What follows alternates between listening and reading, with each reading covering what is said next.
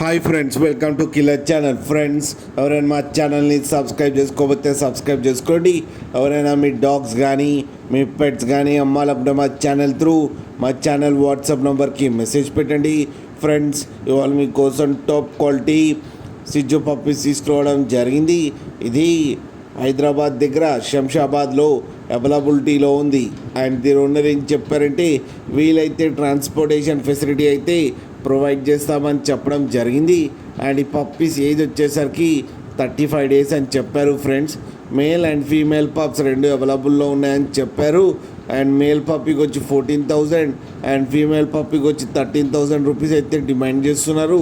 And రేట్లో స్లైట్గా negotiable ఉందని కూడా చెప్పడం జరిగింది.